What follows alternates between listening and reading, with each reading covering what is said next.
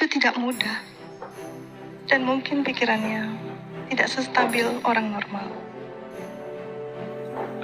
Sebenarnya Anda bingung atau jadinya jawaban ini berubah lagi soalnya. Anda menyatakan Anda jadi teringat kejadian tanggal 7.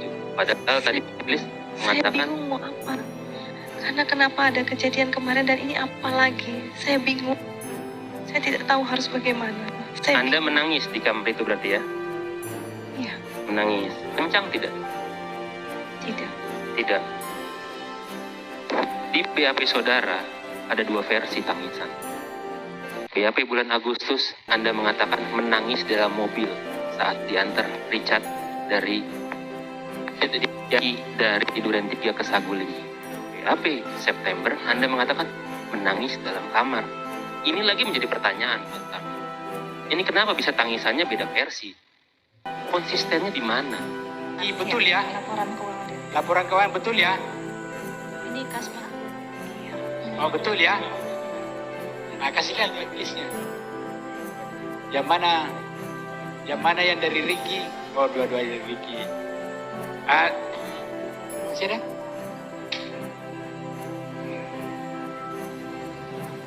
Ini dengan handphone yang Buka aja, buka ya Pak. 11 ya. Tapi nanti dibungkus lagi ya. Oh ini yang mobile bankingnya Dek Ricky. Oh ini handphone mobile banking ya. Oke.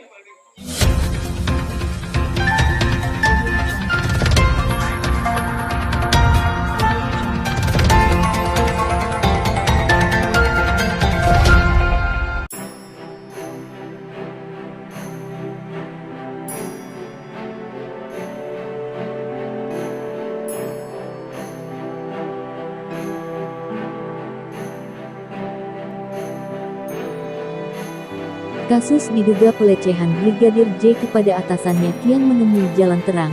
Putri Chandrawati akui dipaksa bikin laporan soal pemerkosaan yang dilakukan ajudannya oleh suaminya sendiri, yakni Ferdy Sambo.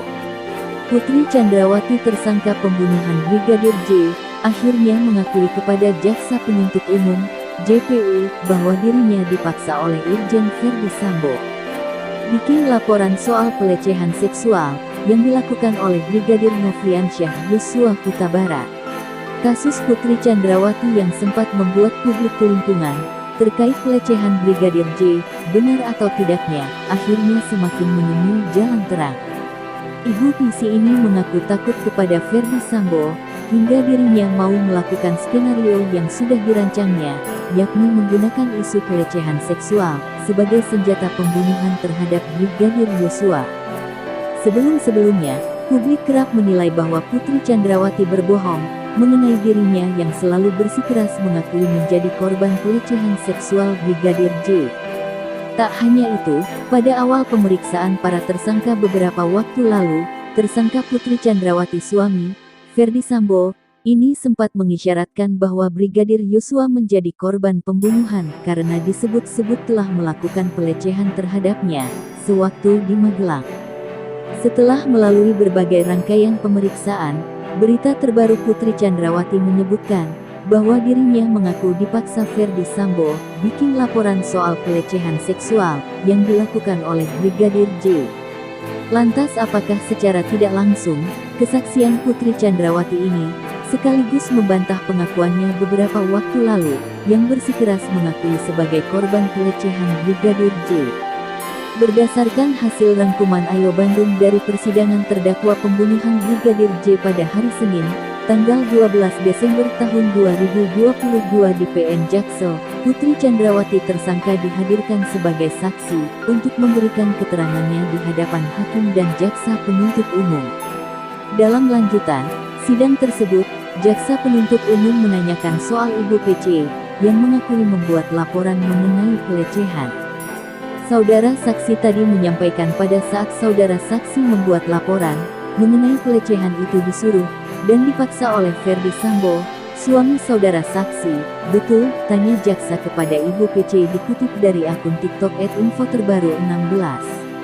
Kemudian sosok atasan Yosua ini membenarkan bahwa dirinya disuruh membuat laporan soal pelecehan yang dilakukan ajudannya oleh suaminya sendiri. Jaksa menanyakan apakah dirinya disuruh hingga dipaksa. Mantan Kadif Propam Polri, Irjen Verdi Sambo membuat laporan tersebut karena takut atau tidak, yang kemudian dijawab Ibu PC bahwa memang dirinya merasa takut meski kepada suaminya sendiri. Apakah saudara Verdi Sambo ini memang orangnya tidak bisa dibantah atas apa yang diperintahkan, bahkan oleh saudara sendiri sebagai istrinya, tanya JPU kembali. Putri menjelaskan bahwa dirinya bisa merasa takut kepada Sambo karena suaminya itu memiliki karakter tegas sebagai seorang polisi, sehingga Ibu PC ini mengaku tak bisa membantah apa yang diperintahkan Verdi Sambo. Kesaksian Putri Chandrawati ini sekaligus menimbulkan spekulasi bahwa ternyata Brigadir J pada faktanya tidak benar telah melakukan pelecehan terhadap istri Sambo, melainkan hal tersebut hanya menjadi senjata yang digunakan sebagai dinding guna melancarkan aksi pembunuhan berencana. Meskipun demikian, sejauh ini majelis hakim belum memberikan klarifikasi terkait kesaksian Putri Chandrawati yang mengaku dipaksa oleh Verdi S. Selebihnya kita nyatakan terbuka, ujar hakim. Putri juga mengaku dipaksa Verdi Sambo untuk membuat laporan polisi pelecehan seksual. Ini terungkap awalnya tim kuasa hukum Eliezer, Stella Masengi menanyakan apakah laporan pelecehan itu disuruh dan dipaksa oleh suami. Putri juga mengaku menuruti membuat laporan itu karena takut kepada Verdi Sambo.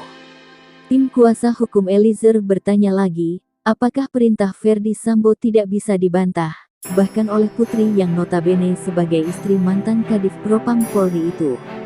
Putri menjawab dengan menyebut karakter suaminya tegas karena seorang anggota Polri. Betul. Apakah saudara Verdi Sambo ini memang orangnya tidak bisa dibantah atas apa yang diperintah bahkan saudara sendiri sebagai istrinya? Tanya tim kuasa hukum Eliezer.